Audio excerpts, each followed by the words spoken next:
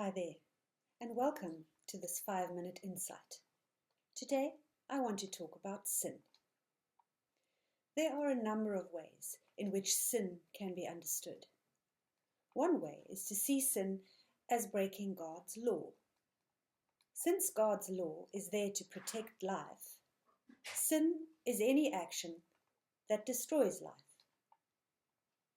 Sin can also be described as missing the mark, like an archer shooting his arrow and missing the target. The target or goal is to live a virtuous life, honoring God's rules.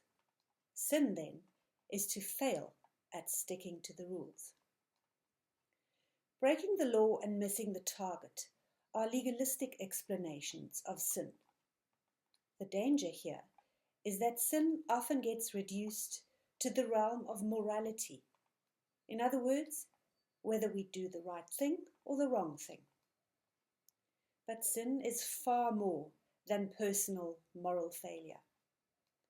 One of the dominant descriptions of sin in the Bible is betrayal, or the breaking of trust. Here, sin is seen as something that destroys relationships, thereby causing harm to individual people and potentially to whole communities.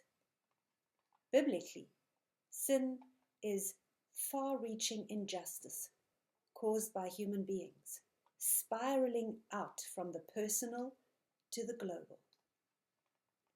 In line with this, the Bible regularly talks of sin as crookedness. Imagine someone bent over double because of some ailment he has, or because of a heavy weight she is carrying. Sin is found in individuals who have become crooked, but it also shows itself in crooked social or political situations where justice and peace have been distorted or figuratively bent out of shape. To illustrate this, Martin Luther described sin as being deeply curved in on ourselves, incurvatus in se, meaning that we seek to satisfy our own needs and desires instead of looking outward to God or the needs of others.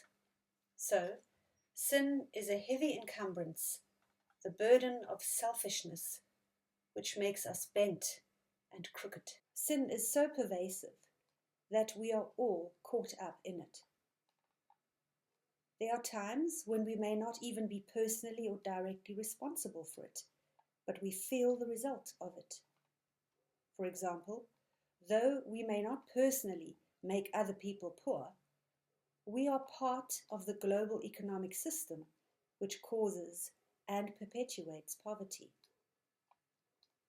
This inescapable web of sin is what the church calls original sin. Modern theologians also call it structural sin. Despite original sin, we should not make the mistake of thinking that we bear no responsibility for sin. We all participate in sin, whether knowingly and willingly or unknowingly. We are all sinners.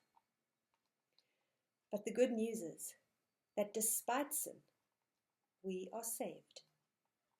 Though we cannot free ourselves from sin by our own efforts or achievements, God has come to our rescue through Jesus Christ. Luther called this simul justus et peccator, meaning that we are sinners and righteous at the same time.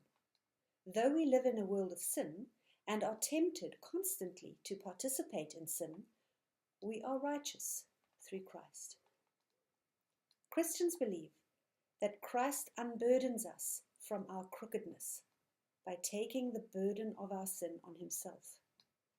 Instead of having to bear the ultimate consequence of our sinful actions, Christ bears it for us at the cross. This is what we call forgiveness.